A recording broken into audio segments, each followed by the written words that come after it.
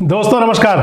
देश रोजाना में ये समय है प्राइम टाइम का, और आज प्राइम टाइम के अंदर जिन खबरों पर आपसे चर्चा करेंगे उनमें ये है कि राहुल गांधी ट्रक पर यात्रा करने के बाद, मोटरसाइकिल मैकेनिक का काम देखने के बाद आज यानी कि शनिवार को हरियाणा के खेतों में जीरी रोपने चले गए, यानी कि किसानी के भेष में थे।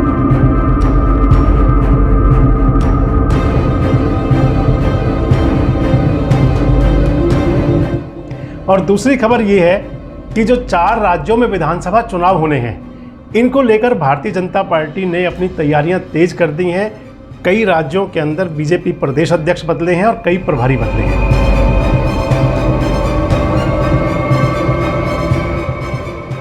और तीसरी खबर जो है वो ये है कि जहां इन विधानसभा चुनाव की तैयारी है, तो लोकसभा चुनाव को लेकर भी सभी पार्टियां अपने दांव खेल रही हैं, अपनी तैयारी कर रही हैं। बताएंगे आपको विस्तार से कि वो क्या तैयारियां हैं। और चौथी खबर है, जो अच्छी खबर है आपके लिए, वो ये है कि वंदे भारत एक्सप्रेस में यात्रा करना अब सस्ता होगा।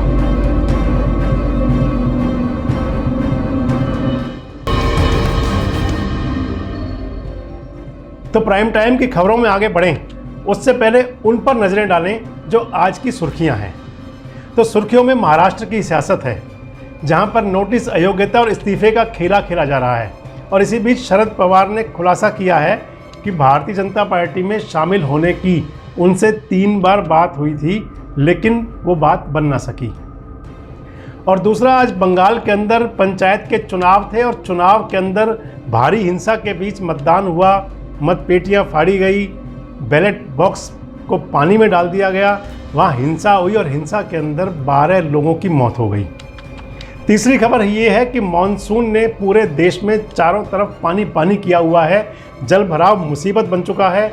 और इस बरसात से, मानसून की वर्षा से केरल में 8 लोगों की मौत हुई है। और चौथी खबर ये है कि जो आदि पुरुष के डायलॉग लिखने वाले मनोज मुंशिर हैं, वो लंबे समय तक माफ़ी मांगने से बचते रहे थे। आज जब वो यूजर्स के सामने आए तो उनको फिर यूजर्स ने खरी खोटी सुनाई। और पांचवी खबर ये है कि वारंगल में पीएम मोदी की दहाड़ सुनने को मिली। वहाँ उन्होंने कहा कि केसीआर की सरकार भ्रष्ट है और इस भ्रष्ट सरकार का इलाज किया जाएगा। तो चलिए अब शुरू करते हैं प्राइम टाइम का सिलसिला। और प्राइम टाइम में सबसे पहले बात करेंगे आपके साथ अपने हरियाणा की। हरियाणा के मुख्यमंत्री मनोहर लाल ने सरकारी मुलाजिमों को शनिवार और रविवार को काम करने की हिदायत दे दी है। और कारण ये कि परिवार पहचान पत्र को अब सरकार बहुत गंभीरता से ले रही है, उस पर गंभीरता से काम कर रहा है। वैसे आपको बता दें कि जो परिवार पहचान पत्र है, हालांकि सरकार की योजना तो अच्छी है, लेकिन सरकार के गले की फांस जरूर बनी हुई है। और इन सब से बचने के लिए, इनमें जो त्रुटियां हैं उनको सुधारने के लिए सरकार अब गंभीरता से कार्य करना चाह रही है, जिसके लिए शनिवार और रविवार को भी कर्मचारियों को काम करना होगा। फिलहाल एक जो खबर वो चर्चा में है हरियाणा के अंदर, वो है कांग्रेस के युवराज राहुल गांधी से जुड़ी हुई। यानी कि राहुल गांधी अपनी जो राजनीतिक यात्राएं हैं, जिनके अंदर वो ट्रक पर सवारी कर रहे हैं, जिसमें वो मोटरसाइकिल मैकेनिकों के साथ जा रहे हैं, इसी बीच हरियाणा की राजनीतिक सुर्खियों में उनकी एक जो नई गतिविधियां हैं वो अपनी जगह ले रही हैं। मैंने आपको बताया कि देश विदेश के ट्रक ड्राइवर्स के साथ सफ़र करने के बाद राहुल गांधी जी मोटरसाइकिल मैकेनिक से मोटरसाइकिल का काम सीखने के बाद शनिवार की सुबह ट्रैक्टर की सवारी करते हुए पहुंच गए। उन्होंने धान की रोपाई भी की। अगर ये माना जाए कि इन सब के पीछे राहुल गांधी का मकसद जो है वो अपनी जो उनकी पुरानी छवि थी उससे बाहर निकलकर जन के मन के बीच पहुंचना है, यानी कि आम आदमी के वोट पर अपनी छवि दिखानी है। जब आपको अपनी छवि बदलनी हो तो आपको खास से आम बनकर आम के बीच उतरना पड़ता है। शायद राहुल गांधी इस बात को बड़े अच्छे से समझ गए हैं और इस पैंतरे को घोल कर पी गए हैं। तभी तो वो रोज़ नए नए तरीके अपना रहे हैं। फिर चाहे वो बात भारत जोड़ो यात्रा की हो, चाहे ट्रक की यात्रा की हो, चाहे मोटरसाइकिल के मैकेनिक बनने की हो, और अब उसके बाद चाहे हरियाणा के सोनीपत में किसानों के साथ धान की यानी कि जीरी की रोपाई करने की बात हो। दरअसल राहुल गांधी आज सुबह दिल्ली से निकले थे शिमला के लिए। रास्ते में सोनीपत आया। सोनीपत से गुजरते हुए उन्हें खेतों में किसान दिखाई दिए जो धान की रोपाई कर रहे थे।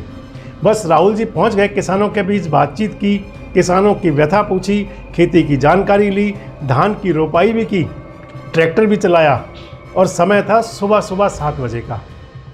स्थान था सोनीपत का गांव मदीना, जो बड़ौदा क्षेत्र में आता है, और उस एरिया में किसान रोपाई कर रहे थे। राहुल जी किसानों के बीच जो पहुंचे वो उस स्टाइल में पहुंचे जो नायक फिल्म आपको ध्यान आ रही होगी, अनिल कपूर का स्टाइल था जो, और उस स्टाइल में जा कर के सीधे सीधे एकदम सरप्राइज दिया किसानों को।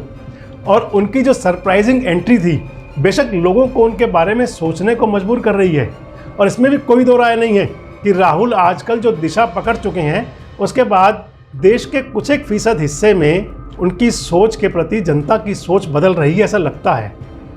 अब मैं ऐसा क्यों कह रहा हूँ, इसे समझना जरूरी है। ये हम सब जानते हैं कि देश की धड़कन है गांव, भारत की प्रधानता है कृषि और राजनीति का आधार है किसान। और किसान जिसके वोट ने अच्छी अच्छी सरकारें बनाई और गिराई हैं। बस सड़क से गुजरे राहुल गांधी ने इस मौके को भांप लिया और किसान के मन में झांकने जा पहुँचे। इसके साथ साथ ही किसानों के मन में अपनी एक ऐसी सकारात्मक छवि भी बना ली कि कुछ एक तो उनके इस अंदाज के कायल भी हो गए। हालांकि जो विपक्ष के नेता हैं, जो विपक्ष नहीं कहेंगे, सरकार के नेता हैं, विपक्ष में तो कांग्रेस है, चाहे वो हरियाणा के कृषि मंत्री जेपी दलाल हैं, चाहे अनिल विज साहब हैं, उनको राहुल बाबा का ये अंदाज नहीं भाया। खैर, जैसे ये खबर फैली कि राहुल जी आए हैं, जो थोड़ा बहुत भी राहुल के लिए सकारात्मक सोचते हैं उनका झुकाव उस साइड जरूर बड़ा होगा। चलिए, अच्छा है, क्या पता राहुल के ऐसे पैतरे कांग्रेस की गोते खाती नैया को कहीं किनारे लगा दें, और वरना घर के भेदियों ने लंका ढाने में तो कोई कसर छोड़ी नहीं है।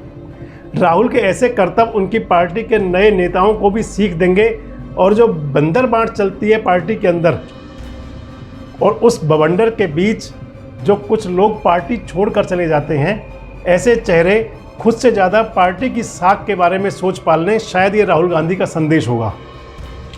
वैसे जिस प्रकार कांग्रेस आगामी चुनावों को लेकर हर कदम एक्टिव हो रही है, उससे कहीं ज़्यादा एक्टिव है भारतीय जनता पार्टी। सबको साथ लेकर चलना है, रूसे हुओं को मनाना है, और इस फंडे में कोई बाजी ना मार जाए, इसका ख्याल बीजेपी के नेता अच्छे से रख रहे हैं। ताकतवर और चमकदार चेहरों को और चमकाना है, ये भी बीजेपी का रूल है। और ऐसे तमाम मंत्रों पर बीजेपी के नेताओं का मंथन जो है वो पूरी तरह परफेक्ट रहता है। आने वाले चुनाव की बिसात बिछनी शुरू हो चुकी है, और बीजेपी के भीतर किला मजबूत करने की जुगत में जुटे हुए हैं पार्टी आला कमान के बड़े नेता। और इसी जद्दोजहद में हाल ही में 4 राज्यों जहां की चुनाव होने हैं, राजस्थान, मध्य प्रदेश, छत्तीसगढ़ और तेलंगाना, वहां बीजेपी ने अपने चुनाव प्रभारी और सह प्रभारी नियुक्त किए हैं। आपको पता ही है कि इस साल के आखिर में इन सब राज्यों में चुनाव है, तो जहां चुनाव होता है वहां भाजपा कम से कम कोई कोताही नहीं बरतती।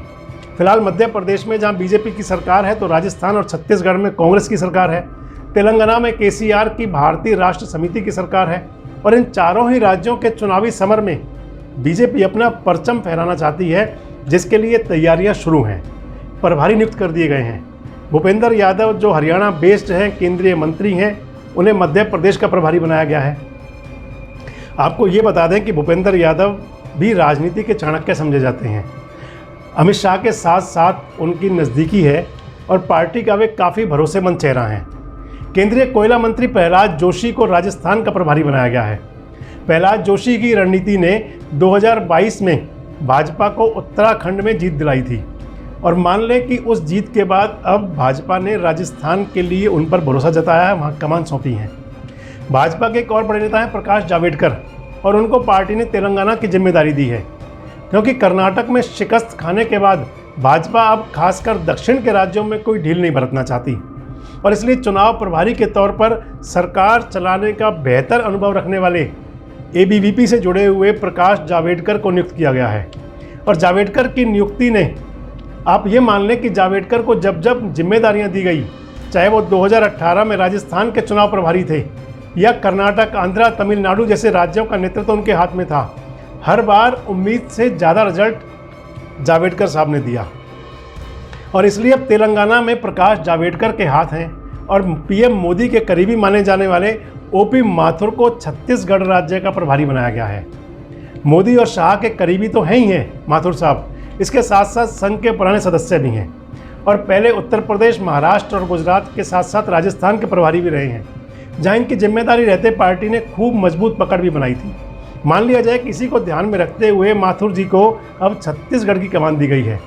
वैसे ये चारों ही राज्य भाजपा के लिए बहुत महत्वपूर्ण हैं और इन चारों राज्यों में भाजपा ने जो सह प्रभारी नियुक्त किए हैं वे भी बहुत अव्वल दर्जे के नेता हैं।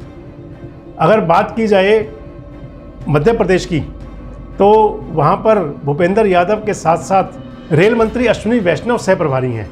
राजस्थान में प्रहलाद जोशी के साथ नितिन पटेल और कुलदीप बिश्नोई को सह प्रभारी का पद दिया गया है। स्वास्थ्य मंत्री मनसुख मांडविया छत्तीसगढ़ के अंदर सह प्रभारी होंगे।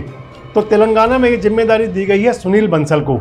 अब ये चारों राज्य यानी कि एमपी, राजस्थान, छत्तीसगढ़ और तेलंगाना अगर 2018 के को चारों राज्यों में सियासी बिसात बिछाने के लिए तैनात कर दिया है और मिशन 2024 की रणनीति पर भी भाजपा काम कर रही है।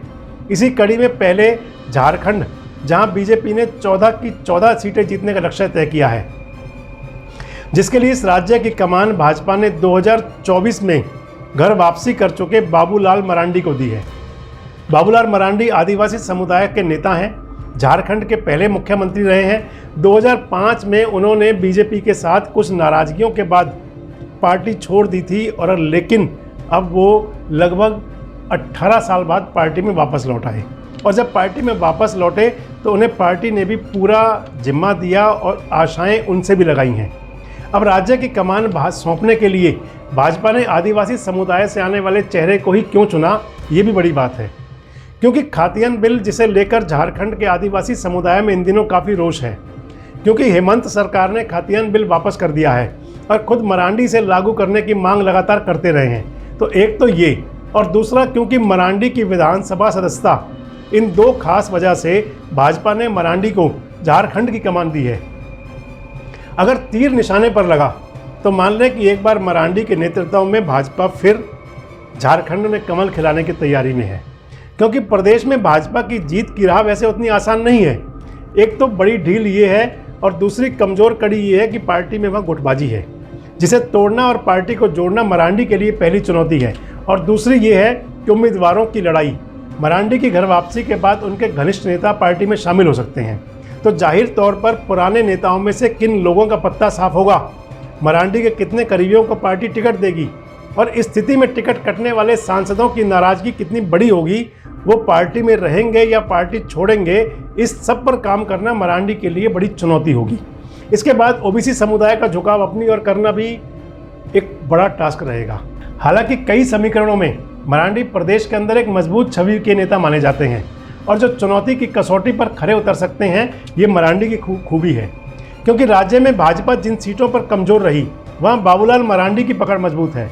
ऐसे में अगर समीकरण बदले और भाजपा की तरफ मतदाता झुके तो बेशक से बीजेपी को झारखंड में लाभ होगा और पार्टी जिस लक्ष्य की तरफ बढ़ रही है कहीं ना कहीं उसमें उसको मदद मिलेगी। तो चलिए आगे बात करते हैं और बात अगली है वो तेलंगाना से है। तेलंगाना में आज शनिवार 8 जुलाई को पीएम मोदी ने 6000 करोड़ रुपए की कई विकास योजनाओं का शुभारंभ किया। मोदी जी ने जनता को संबोधित करते हुए तेलंगाना की तारीफ की तो केसीआर सरकार की खिंचाई की। मोदी जी ने कहा कि भारत विश्व की 5वीं सबसे बड़ी अर्थव्यवस्था बनने का जो क्रेडिट है वो तेलंगाना वासियों को है। केसीआर सरकार की खामियों को भी मोदी जी ने गिनवाया और कहा कि तेलंगाना की जो सरकार है वो भ्रष्ट है, इस सरकार को बदलना है। सुनिए और क्या क्या बोले मोदी जी। आज तेलंगाना में ऐसा कोई प्रोजेक्ट नहीं है जिसमें भ्रष्टाचार के आरोप नहीं है। केसीआर सरकार यानी सबसे भ्रष्ट सरकार। और देखिए खेल, अब तो दिल्ली तक इनके भ्रष्टाचार के तार फैल गए हैं। हम पहले दो देशों या दो राज्यों की सरकारों के बीच विकास से जुड़े समझौतों की खबरें सुना करते थे कि भाई विकास के लिए दो राज्यों ने समझौता किया, पानी के लिए दो राज्यों ने समझौता किया, ऐसी खबरें आती थी। लेकिन ये पहली बार हुआ है जब दो राजनीतिक दलों और दो राज्य सरकारों के बीच भ्रष्टाचार की डील के आरोप लगे हैं। ये दुर्भाग्य है कि जिस तेलंगाना के लिए जनता ने इतना संघर्ष किया, इतने बलिदान दिए, उस जनता को ऐसे दिन देखने की नौबत आई है। तो चलिए इन राजनीति की खबरों से अलग अब आपको एक वो खबर बताते हैं जो आम जनमानस के लिए अच्छी खबर है। और वो खबर ये है कि ट्रेन का सफ़र सस्ता हो रहा है।